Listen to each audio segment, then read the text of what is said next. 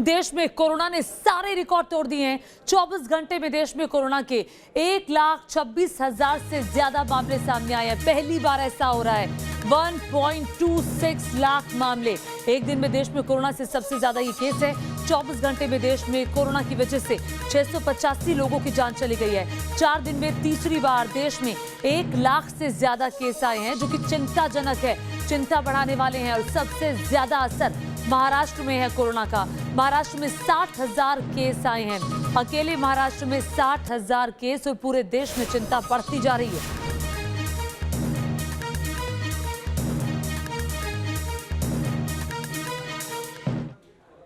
और आइए अब कुछ आंकड़े आपको दिखाते हैं जो जानना बहुत जरूरी है। ग्राफिक्स के जरिए ये आंकड़े अब आपके सामने हम पेश कर रहे हैं कि किस तरह से जो कोरोना का ग्राफ है बढ़ रहा है। देखिए, महाराष्ट्र के अंदर 60,000 मामले सामने आ रहे हैं। आप समझ सकते हैं कि तकरीबन आधे मामले महाराष्ट्र से सामने आ रहे हैं और हालात चिंताजनक है। ये पिछले 24 घंटे के आंकड़े हैं। पंजाब में पिछले 24 घंटे के दौरान 3,000 मामले सामने आए हैं। 3,000 मामले पंजाब में। छत्तीसगढ़ की स्थिति बहुत ज्यादा खराब है। यहाँ 10,000 केस पिछले 24 घंटे में आए हैं। दिल्ली की स्थिति भी हर दिन खराब होती जा रही है। 5,500 मामले अकेले दिल्ली में 24 घंटे के दौरान सामने आए हैं। उधर मध्य प्रदेश में 4,000 मामले सामने आए हैं। कर्नाटक की भी स्थिति भयावह होती जा रही है। 7,000 मामले कर्नाटक में। उत्तर प्रदेश में 6,000 मामले सामने आए हैं पिछले 24 घंटे के दौरान। ये 24 घंटे का आंकड़ा हम आपको दिखा रहे हैं कि वायरस का रेड अलर्ट कहां है। देखिए, 5 तस्वीरों से समझिए किस तरह से कोरोना का खौफ है और क्या वाकई में लोग डर रहे हैं। वायरस का कहर देखिए, घटता डर। लोग डर नहीं रहे। मास्क आपने पहना होता है, लेकिन वो आपकी ठोड़ी पर होता है, वो नीचे होता है, पांव पसार रहा है कोरोना। वैक्सीनेशन के लिए आप जरूर जाएं अगर आप 45 साल से ज्यादा की उम्र के हैं। और न्यूज नेशन अपने दर्शकों से अपील कर रहा है कि देखिए, स्थिति को हम सबको ही मिलकर के संभालना है।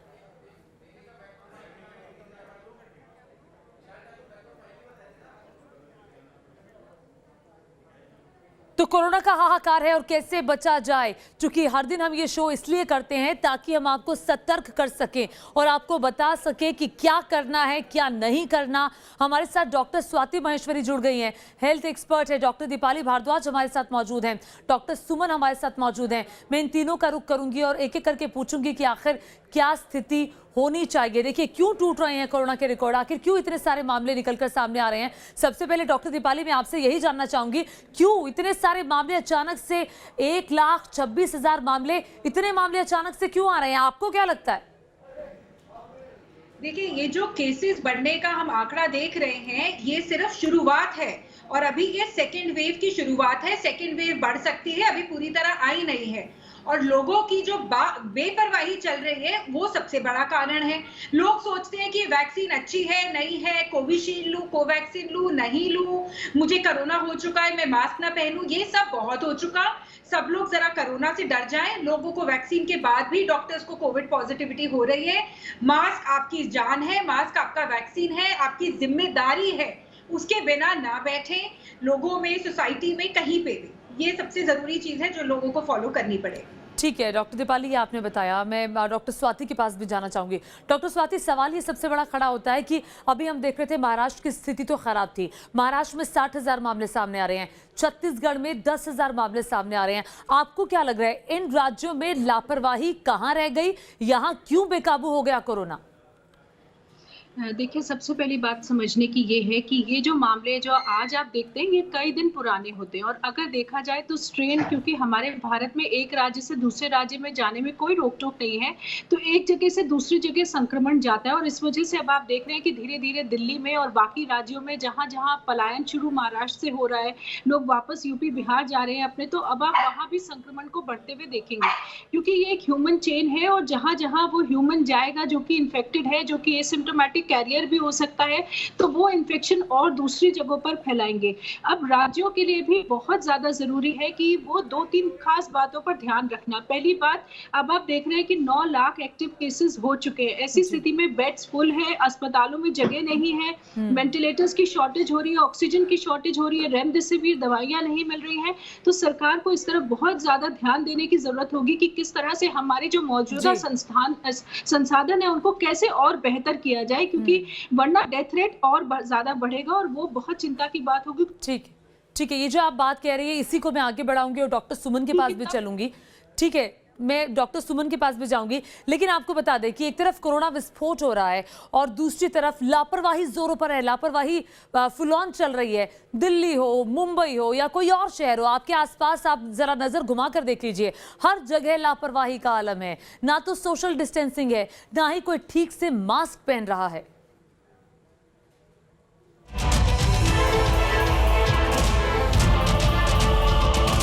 कोरोना रिकॉर्ड तोड़ रहा है, लेकिन कुछ लोग ऐसे भी हैं जिन्हें फर्क नहीं पड़ता। कोरोना से लोगों की जान जा रही है, बावजूद इसके चंद लोग ऐसे हैं जो बेपरवाह हैं। कोरोना काल में इस तरह की लापरवाही की तस्वीरें बेहद आम हो चली हैं।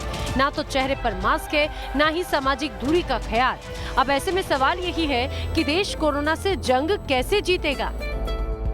ये दो तस्वीरें देखिए, ये तस्वीरें दिल्ली और मुंबई की हैं, जहां लगातार बढ़े रहे कोरोना के मामलों के बाद भी लोगों के अंदर जरा भी डर दिखाई नहीं दे रहा। लोग बिना किसी डर के ऐसी जगहों पर जा रहे हैं जहां हजारों की संख्या में लोग मौजूद हैं। 24 घंटों में आंकड़े 1.25 लाख के पार पहुंच चुके हैं। देश भर में कोरोना से हालात खराब होते जा रहे हैं। महाराष्ट्र का हाल तो सबसे ज्यादा डराने वाला है। बावजूद इसके मुंबई की तस्वीरों को देखिए और अंदाजा लगाइए कि आने वाले दिनों में क्या होने वाला है। दादर सब्जी मंडी में सोशल डिस्टेंसिंग की धज्जियां उड़ाई जा रही हैं। ना तो प्रशासन किसी को चेता रहा है, ना ही लोग खुद संभल रहे हैं।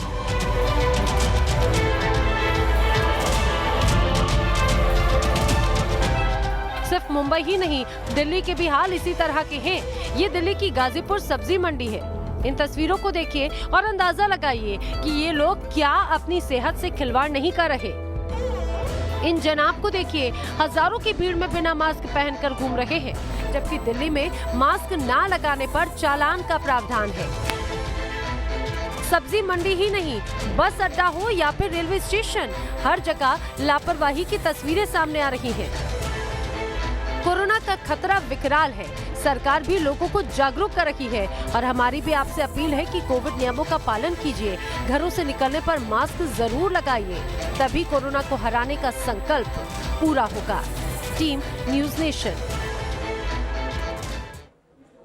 और देख लीजिए, ये लापरवाही का नतीजा है जो आज सामने आ रहा है। 1,26,000 केसेस सामने आए हैं। लगातार हमारे साथ हेल्थ एक्सपर्ट्स मौजूद हैं जिनसे हम सवाल कर रहे हैं कि अब क्या करना चाहिए ऐसी स्थिति में जब देश जो है वो बहुत बड़ी चुनौती का सामना कर रहा है। हमारे साथ एमसी मिश्रा जी भी जुड़ गए हैं, एम्स के पूर्व डायरेक्टर हैं। सर, आपसे सीधा सवाल ये है कि अभी कई जगह हम देख रहे हैं नाइट लॉकडाउन लग रहा है, सैटरडे संडे का लॉकडाउन लग रहा है, लेकिन क्या आप ये मानते हैं कि चेन तोड़ने के लिए लॉकडाउन, अब पूर्ण लॉकडाउन एक जरूरी विकल्प बच जाता है? देखिए, ज़रूरी विकल्प तो होता है और हमने देखा भी था पिछले वर्ष जब अप्रैल मई में संपूर्ण लॉकडाउन था तो केसेस उतने नहीं बढ़े थे। लेकिन अब मैं नहीं समझता कि भारत सरकार या राज्य सरकारें कोई भी इस माइंडसेट में है कि कंप्लीट लॉकडाउन किया जाए, क्योंकि लॉकडाउन की अपनी समस्याएं पैदा हुई थी और हर चीज़ का एक डाउन साइड होता है, एक नुकसान होता है और एक फ़ायदा होता है जी। तो अगर लोग अपना कोविड उचित व्यवहार कर लेंगे तो शायद उतना सख्त लॉकडाउन करने की आवश्यकता न पड़े। तो ये अगले एक हफ्ते में क्लियर हो जाएगा कि अगर मान लीजिए ये केसेस की संख्या 2 लाख हो जाती है अगले 3-4 दिन में प्रतिदिन, तो हो सकता है फिर मेजर लॉकडाउन की बात सभी सरकारों को सोचनी पड़े। लेकिन ये निर्णय नेचुरली आज रात शाम को जो प्रधानमंत्री मीटिंग कर रहे हैं जी मुख्यमंत्रियों के साथ, उसमें इस बात का पे चर्चा अवश्य होगी, क्योंकि लॉकडाउन का आपको भी पता है कितना नुकसान होता है इकोनॉमी पे, दूसरा लोगों के जॉब्स और लोगों की मोबिलिटी जो भी है। लेकिन अगर लोग लेकिन सवाल एक और खड़ा होता है, बहुत ज्यादा समस्या सामने आई खड़ा होता है और ये सवाल मैं डॉक्टर सुमन से पूछना चाहूंगी। डॉक्टर सुमन, जिस तरह से डॉक्टर मिश्रा ये जिक्र कर रहे थे कि देखिए जरूरी तो है लेकिन लॉकडाउन की अपनी समस्याएं होती है, आर्थिक चोट पहुंचती है, कितने लोगों के रोजगार इससे सीधे हिट हुए हैं, लेकिन क्या आपको लगता है जो नाइट कर्फ्यू लग रहा है कई इलाकों में, तो नाइट कर्फ्यू से कोरोना की रफ्तार थम जाएगी? कुछ हद तक थम जाएगी, क्योंकि ये जो हमारा कोरोना एक नए रूप में भी आया है, नए स्ट्रेन के साथ, जो कि 70% ज़्यादा तेज़ी से फैलता है। और इसके जो उदाहरण के तौर पे ये 0.6% गुना ज़्यादा तेज़ी से फैलता है as compare to previous one. जैसे कि अगर ये पहला वाला वायरस 1 से 2 लोगों में फैलता था तो ये 3 से 4 लोगों में फैलेगा। इसलिए इसमें ये ज़्यादा डर है कि ये समाज में ये ज़्यादा तेज़ी से फैल सकता है और ये 70% ज़्यादा इसकी वो इंटेंसिटी है फैलने की। इसलिए नाइट कर्फ्यू जो लगाया जा रहा है वो बिल्कुल सही है।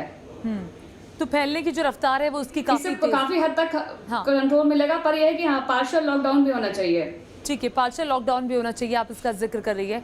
और इस वक्त एक बड़ी खबर भी आपको बता दें, लॉकडाउन की आहट से कैसे कई शहरों में पलायन शुरू हो गया है, वो तस्वीरें भी निकलकर अब सामने आ रही है। और मुंबई पुणे से बड़ी संख्या में मजदूरों का पलायन हो रहा है, दिल्ली से भी मजदूरों का पलायन हो रहा है, नाइट कर्फ्यू से भी घबराए हुए मजदूर। मैं ये सवाल पूछूंगी कि जो पलायन हो रहा है डॉक्टर स्वाति, तस्वीरें इस वक्त अपने दर्शकों को दिखा रहे हैं, लंबी लंबी लाइनें लगी हुई हैं, लोग अपने घरों से बाहर निकलना चाह रहे हैं, तो क्या इस पलायन से खतरा बढ़ेगा? नहीं, मैं सवाल ये आपसे पूछूंगी, लेकिन एक रिपोर्ट पहले देख लेते हैं। समाज का एक तबका ऐसा भी है जिसके लिए लॉकडाउन मतलब पेट का जलना है, और जब भूख सताती है तो इस तबके को अपना गांव याद आता है। और इसी वजह से मुंबई जैसे शहर से पलायन का सिलसिला शुरू हो चुका है, खासकर इसी लॉकडाउन के डर की वजह से। मैं इस समय मुंबई के लोकमान्य तिलक टर्मिनस पर हूँ, जहाँ पर यात्रियों की एक लंबी कतार यहाँ पर देखने को मिल रही है, और ये एक अप्रत्याशित भीड़ है। अमूमन यहाँ पर इतने लोग इकट्ठा नहीं होते। मुंबई में मजदूरों का एक बड़ा तबका अब शहर छोड़ने के लिए मजबूर हो गया है। ये वो लोग हैं जो कि पिछले लॉकडाउन में लौटे तो थे, उन्होंने 3-4 महीने काम भी किया, लेकिन जब दोबारा से लॉकडाउन का ऐलान हो गया तो फिर से वही भयानक तस्वीरें पिछले साल की इनके सामने गुजर गईं, और इसी वजह से अब इन्होंने तय किया है कि अपने गाँवों की तरफ लौट जाएं। हम यहाँ पर मजदूर वर्ग से बात करने की कोशिश करेंगे और समझेंगे कि आखिर उनके पास कौन सी ऐसी वजह है जिसकी वजह से ये पलायन करने को मजबूर हो गए। दादा, आप जा रहे हैं, क्या वजह है, कब से तनख्वाह नहीं मिली? तनख्वाह क्या मिली है? तनख्वाह तो जब से लॉकडाउन का हल्ला हुआ, तब से नाइट कर्फ्यू हुआ, तब से पैसा कौड़ी बहुत शॉर्टेज से मिलने लगा। तो इसके लिए सामने वाला भी बोला काम धाम है नहीं, गाँव चले जाओ। तो हम मतलब आपके मालिक नहीं आपको बोला कि घर चले जाइए, उसको आपको देने के लिए पैसा नहीं है उसके पास? नहीं, तो कहाँ से रहेगा, वो भी गरीब आदमी है ना। हम लोग 4-5 आदमी मिलकर के काम करते हैं, उसके पास भी पैसा नहीं। अगले मरतबा फंस चुके थे, बहुत दिक्कत हुआ था। दीदी, लॉकडाउन की वजह से आप लोग जा रहे हैं क्या? अभी क्या लॉकडाउन की वजह से जा रहे हैं? हाँ, लॉकडाउन की वजह से जा रहे हैं। लॉकडाउन की वजह से जा रहे हैं। आप देख सकते हैं इन्होंने अपना पूरा लगेज पैक कर लिया है, पूरे परिवार के साथ शहर छोड़कर जाने के लिए ये मजबूर हो गए। कुछ और परिवार के लोग हैं, आप लोगों में से कितने हैं जो लॉकडाउन की वजह से शहर छोड़कर जा रहे हैं? लॉकडाउन अभी हो रहा है ना, उसकी वजह से होटल बंद हो गया है ना, उसकी वजह से जा रहे हैं। कहाँ जा रहे हैं भैया, कौन सी ट्रेन आपकी?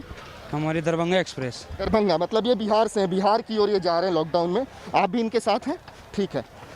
दीदी, आप कहाँ जा रही हैं, कौन सी ट्रेन से जा रही हैं? हम लोग पवन एक्सप्रेस। कहाँ जा रही हैं? बनारस। ये लोग बनारस जा रहे हैं। मतलब उत्तर प्रदेश और बिहार से ही ज़्यादातर लोग हैं। ये पलायन का सिलसिला हम मुंबई के लोकमान्य कुर्ला टर्मिनस स्टेशन पर देख रहे हैं। वीडियो जर्नलिस्ट सिद्धेश वाजगे के साथ विकास श्रीवास्तव, न्यूज़ नेशन, मुंबई। और यकीनन ये जो तस्वीरें आपने मुंबई से देखी हैं, ये भी चिंता बढ़ाने वाली है। पलायन लोग कर रहे हैं और भीड़ की भीड़ रेलवे स्टेशन पर जमा हो रही है, पंक्तियों में आपने लोगों को देखा, और ऐसे में खतरा कोरोना का और ज़्यादा बढ़ जाता है। पहले से ही मुंबई की स्थिति खराब है। डॉक्टर स्वाति महेश्वरी, ये तस्वीरें जो आपने देखी, ये तस्वीरें क्या कहती हैं?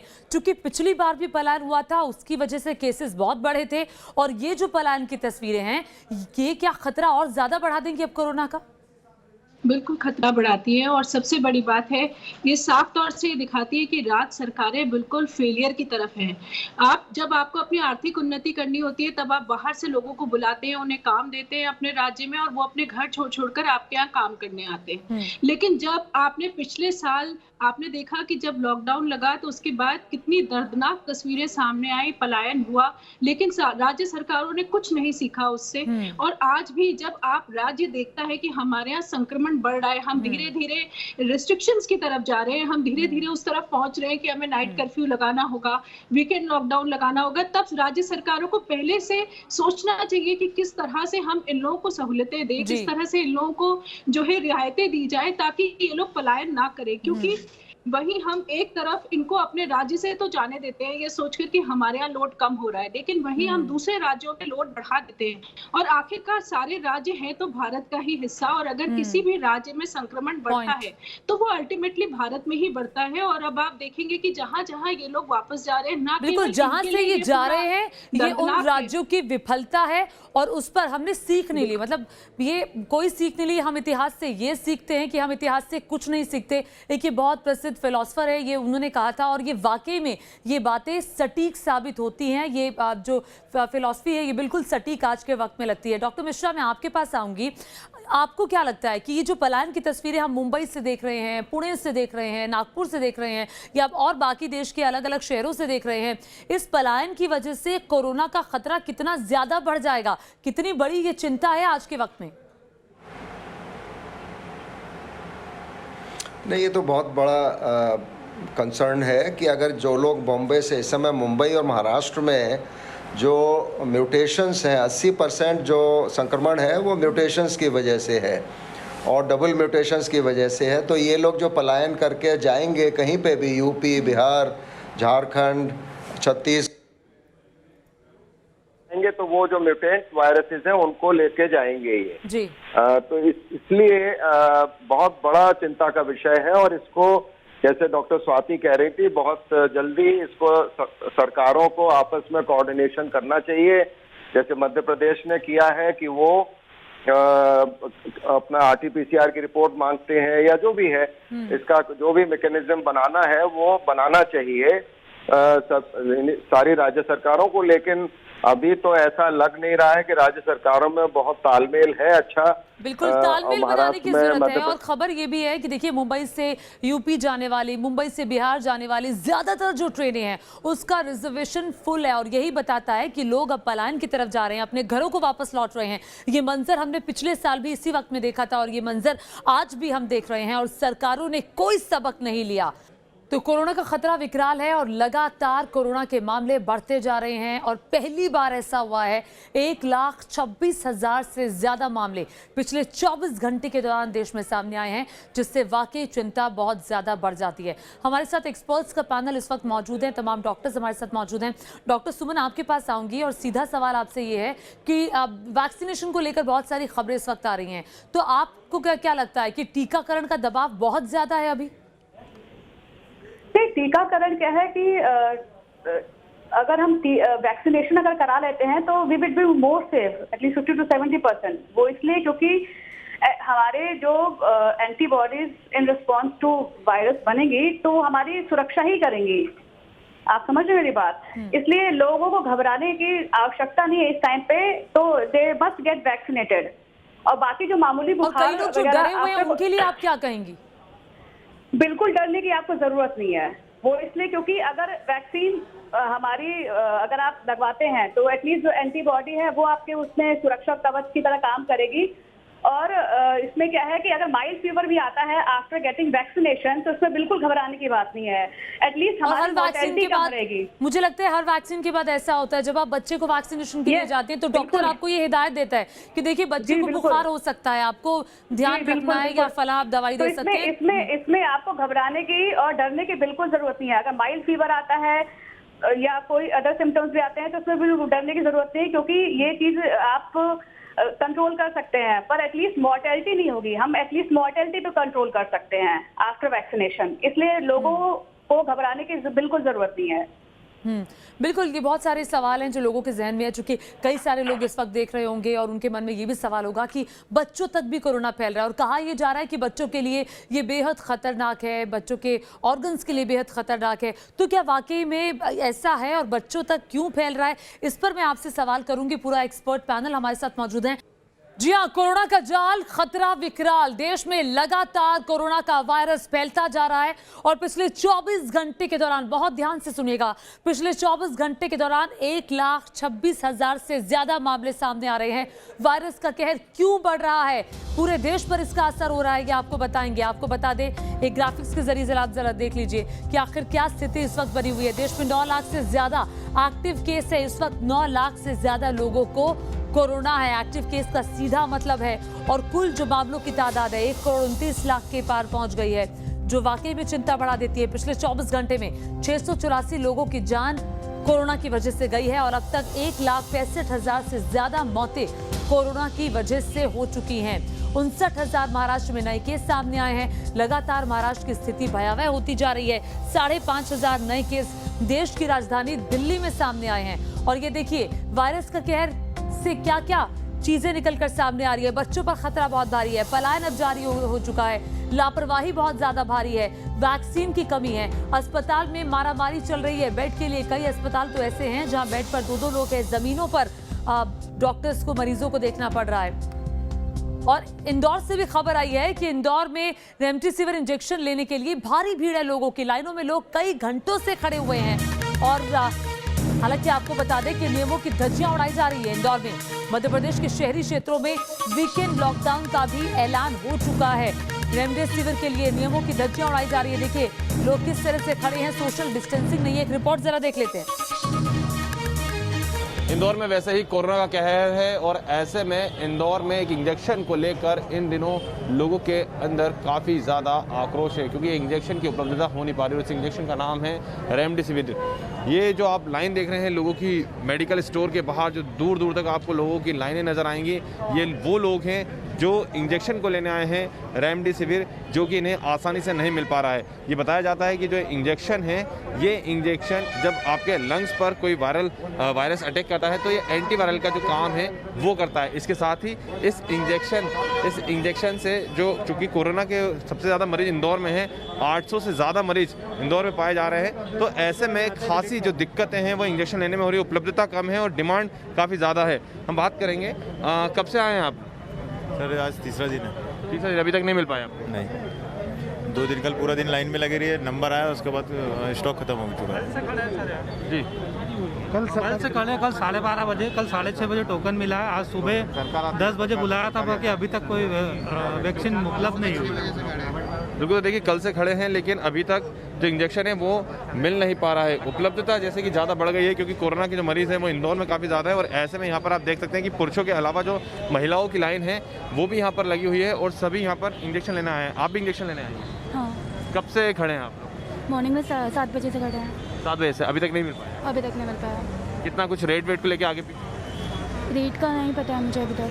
2000 मिल रहा है इंजेक्शन, 2000 का मिल रहा है इंजेक्शन। 2000 में मिल रहा है। हाँ। तो देखिए 2000 रुपये में इंजेक्शन मिल रहा है, रेमडेसिविर जिसका नाम है। लेकिन यहाँ पर लोगों को आप देख सकते हैं कि बड़ी दूर से जो लोग आए हुए हैं यहाँ पर बैठे हुए हैं और यहाँ सिर्फ इंजेक्शन को लेकर लेने के लिए आए हैं, लेकिन इंजेक्शन नहीं मिल पा रहा है। कब से बैठी हैं आप?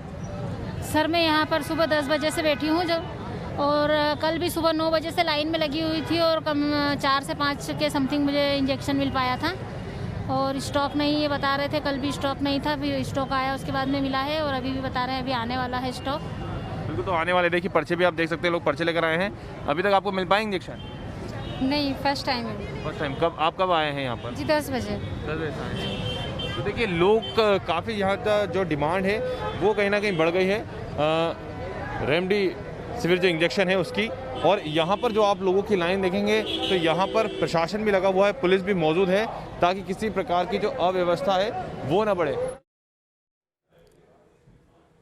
तो आपने देखा किस तरह से इंदौर में रेमडेसिविर इंजेक्शन की कमी हो गई है। अब बड़ा सवाल ये है कि क्या सरकार रेमडेसिविर इंजेक्शन खरीदेगी। तमाम एक्सपर्ट्स हमारे साथ मौजूद हैं। डॉक्टर स्वाति माहेश्वरी, आपके पास आऊंगी और सवाल यही है जो हमने इंदौर से तस्वीरें देखी हैं उस पर कि रेमडेसिविर इंजेक्शन जो है, जिसके लिए लोग इतनी लंबी लाइनों में, कतारों में खड़े हुए हैं, ये कितना कारगर है? देखिए रेमडेसिविर एक एंटीवायरल ड्रग है और पहले भी देखा गया है कि कोरोना वायरस पे इसका अच्छा असर होता है सार्स और मर्स के समय में, और ये एक पहली ऐसी दवा है जिसका यूएस एफडीए ने अप्रूवल भी दिया था। तो ये दवा लगातार, देखिए क्लोरोक्वीन और बहुत सारी ऐसी दवाइयां आई जिनकी शुरुआती दौर में बात हुई, लेकिन अब उन सब के ऊपर ट्रायल्स जो है काफी कारगर नहीं दिखाई दिए। लेकिन रेमडेसिविर एक ऐसी दवा है जिसका बहुत व्यापक इस्तेमाल हो रहा है अस्पतालों में और इस पर अच्छे नतीजे सामने आए क्योंकि ये वायरस के मल्टीप्लिकेशन को रोकता है। और इसी वजह से अब आप देख रहे हैं कि भारत में कंपनियों ने भी सस्ते दामों में रेमडेसिविर बनानी शुरू करी थी क्योंकि रेमडेसिविर की डिमांड बहुत ज्यादा है। लेकिन जिस तरह से अब आप देख रहे हैं कि रफ्तार बहुत ज्यादा है और ज्यादा दवाई की जरूरत है, ऐसे में आप लाइनें लगती देख रहे हैं और यही लोगों को चिंता का सबब बनना चाहिए और समझना चाहिए। आज भी बहुत सारे ऐसे लोग हैं भारत में जो महंगा ट्रीटमेंट अफोर्ड नहीं कर सकते, जिन्हें जगह बेड नहीं मिल पाता और जिनके बच्चों के पेट में दाना नहीं, कम से कम उन लोगों के लिए जरूर मास्क पहनिए और सोशल डिस्टेंसिंग करिए, क्योंकि कोई भी अगर इस संक्रमण को बढ़ाता है तो सबसे ज्यादा मार इन लोगों पर पड़ती है और ये समझना बहुत ज्यादा जरूरी है।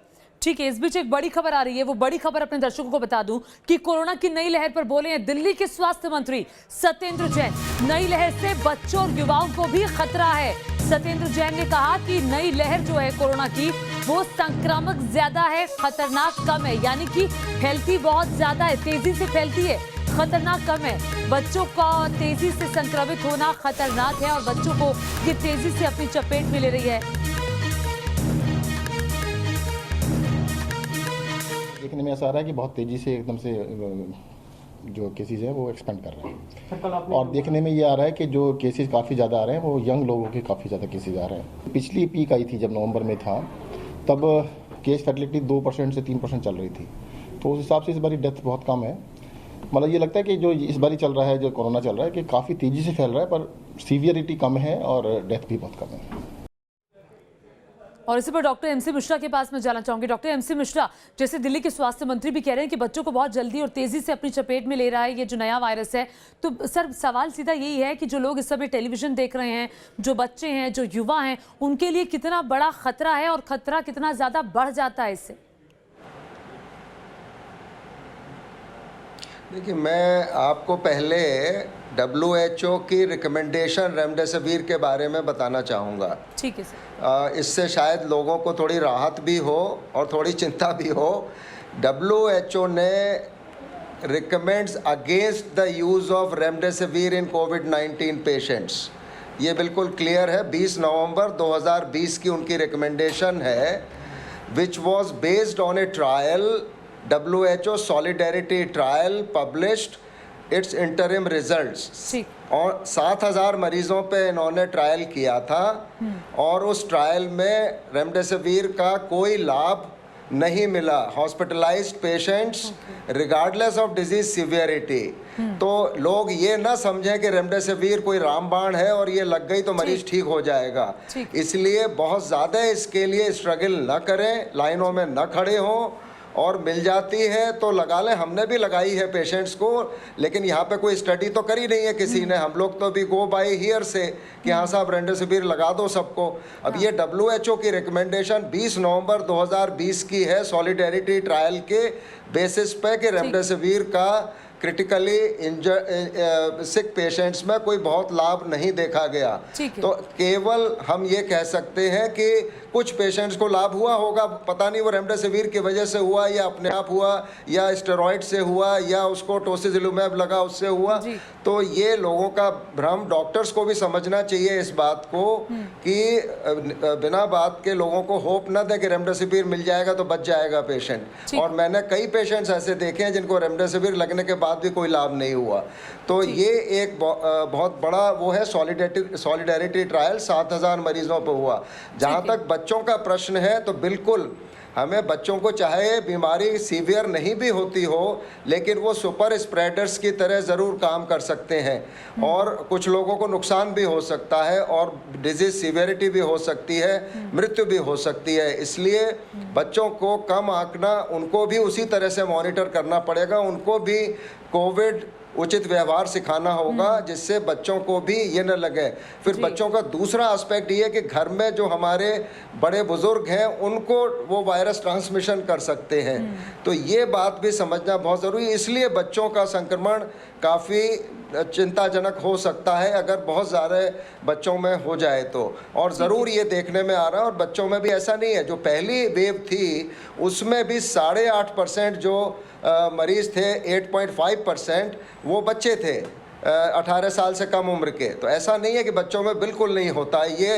ये भ्रम भी हमें निकालना पड़ेगा अपने मन से। ठीक है डॉक्टर दीपाली, मैं एक सवाल जानना चाहती हूँ। जैसा कि दिल्ली के स्वास्थ्य मंत्री ने भी कहा कि देखिए ये जो संक्रमण है फैलता तेजी से है लेकिन खतरनाक कम है, क्या है ऐसा?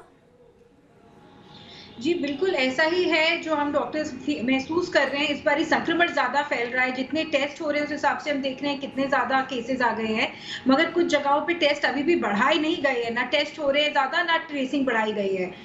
मगर इसके अंदर डेथ मृत्यु कम हो रही है, थोड़ी इम्यूनिटी बन गई है। मगर इंटरेस्टिंग बात यह है कि वायरस ने अपना 1 साल में रूप बदल लिया है अपने बचाव के लिए। वायरस म्यूटेट हो गया है, हम इंसान वही की जो कि त्यों है। आज फिर हम पलायन देख रहे हैं, वही शोर देख रहे हैं। लॉकडाउन अनाउंस नहीं हुआ है, लोग फिर भीड़ में हैं। रेमडेसिविर कोई रामबाण नहीं है, लोग वहां पे ब्लैक में खरीद रहे हैं क्योंकि जाइडस उसको 899 में दे रहा है। पिछले 1 महीने पहले की न्यूज थी कि गुजरात में मैन्युफैक्चर होता है, तो ये लोग कह रहे हैं 2000 का उनको मिल रहा है। तो ये सब अगर हमारे सरकार को, हुकूमत से आपके चैनल के द्वारा अपील है, उनके लिए जरूर कड़ा काम है। और सब लोग बहुत मेहनत हम लोग 1 साल से देख ही रहे हैं कि हर शहर में इसको थोड़ा और बढ़ाया जाए, सख्ती दी जाए और टीकाकरण को 24 घंटे, जहां पे ज्यादा केसेस हैं वहां पे ज्यादा टीकाकरण होना चाहिए। 24 आवर टीकाकरण हो। लेकिन डॉक्टर दीपाली भी हमारे साथ है। डॉक्टर दीपाली, सवाल एक और ये खड़ा, डॉक्टर सुमन, सवाल ये खड़ा होता है कि आखिर डॉक्टर सुमन, ये सवाल आपसे है। सवाल ये है कि बच्चे कई स्कूल भी जा रहे हैं और बच्चों में संक्रमण तेजी से फैल भी रहा है। बहुत सारे स्कूल से ऐसी घटनाएं भी आई हैं कि किसी स्कूल में 50 बच्चों को हो गया, 100 बच्चों को हो गया, 400 बच्चों को हो गया। तो घर में जो बच्चे हैं, जो क्लासेस कर रहे हैं, और घर का एक शख्स तो ऐसा है जिसका बाहर आना जाना लगा रहता है, तो बच्चों को कैसे बचाया जाए? बच्चों के लिए क्या एहतियात बरते जाए, जो स्कूल भी जा रहे हैं और जो घर पर भी हैं?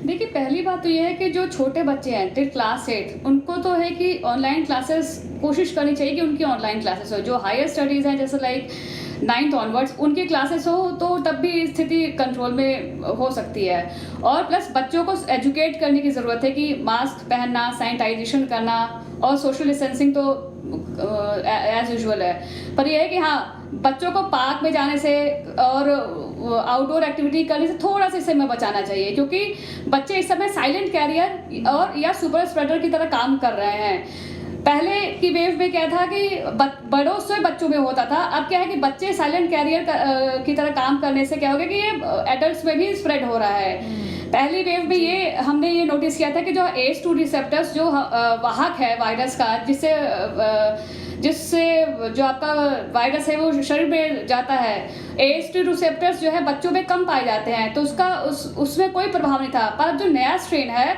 वो ACE2 रिसेप्टर कम होने के बावजूद भी अपना प्रभाव दिखा रहा है। तो इसलिए बच्चों को जागरूक करने की, उनको एजुकेट करने की बहुत ज़रूरत है, जो कि घर से ही शुरू होगी और घर में ही एजुकेट पेरेंट्स को करना चाहिए।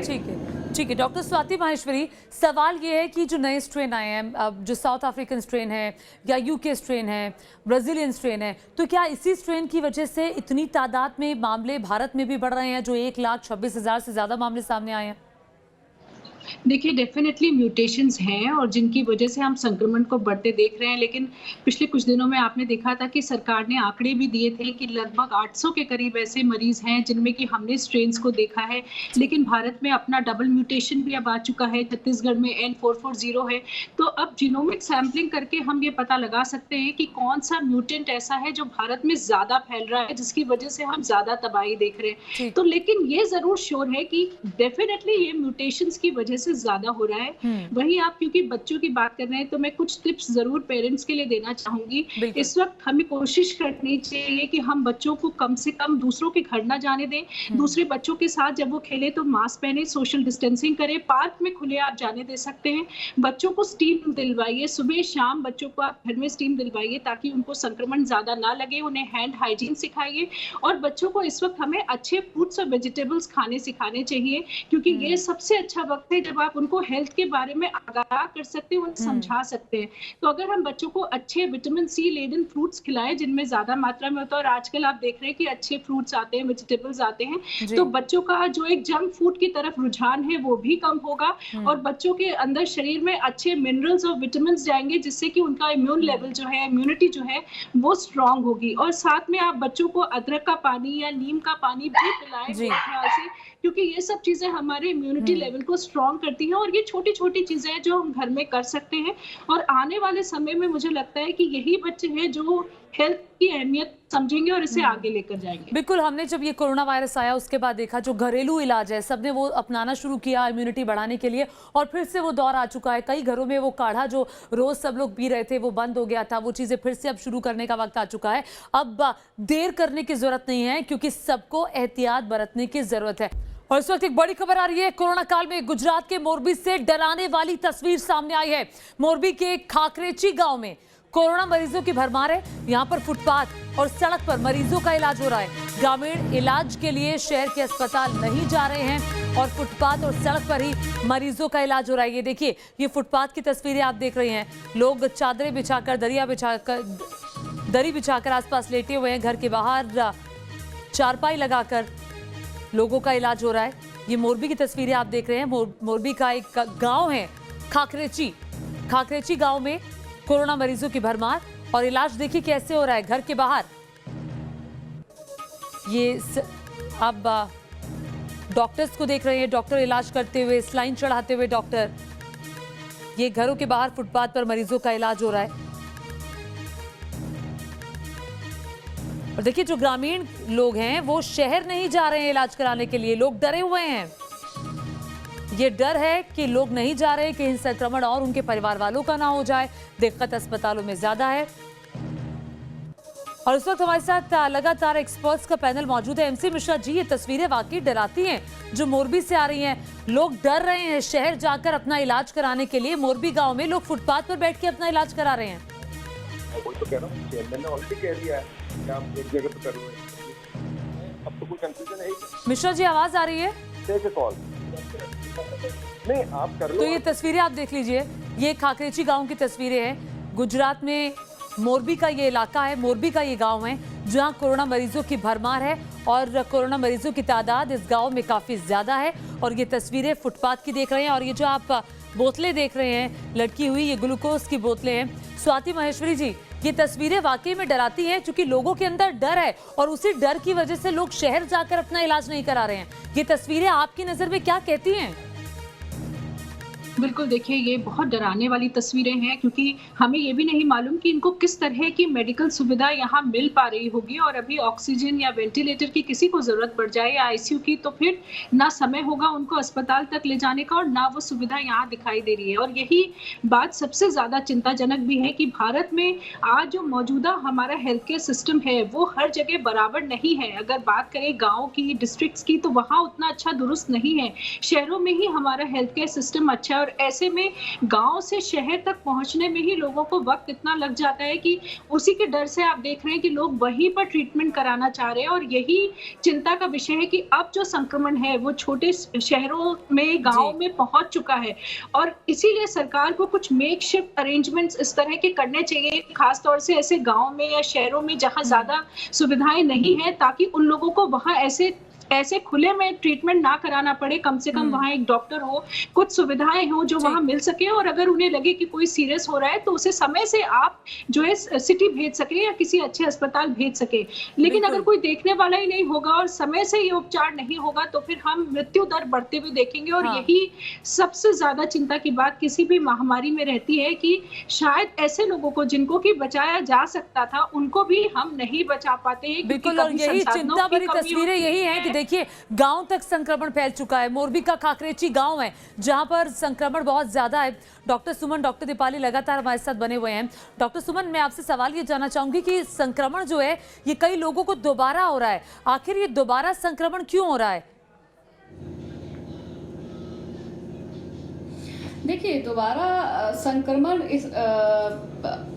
एक तो हमारी इम्यूनिटी लेवल, देखिए जो हमारी एंटीबॉडीज़ हैं वो कारागर होती है 3 से 4 महीने में। तो जिसको ऑलरेडी संक्रमण हो चुका है, जो संक्रमित हो चुके हैं, उनको ये चाहिए कि अपनी वो इम्यूनिटी बढ़ाएं, अच्छे फूड्स खाएं, फिजिकल एक्टिविटी करें और वैक्सीनेशन करा लें अगर 45 ईयर्स से ऊपर हैं तो। और इसमें जो है आप अभी भी पेंडेमिक ओवर नहीं हुआ है तो आप जो है मास्क पहने, हैंड सैनिटाइज करें। बिल्कुल, ये अपील तो लगातार न्यूज़ नेशन अपने दर्शकों से कर रहा है कि देखिए, हाथों को साबुन से बार बार धोते रहिए। अगर आप किसी ऐसी जगह पे हैं तो सैनिटाइजर का इस्तेमाल करते हैं, सोशल डिस्टेंसिंग का पालन जरूर करिए और मास्क जरूर पहनिए क्योंकि यही इलाज है और बचाव ही एकमात्र इलाज है। बहुत बहुत शुक्रिया आप सभी का।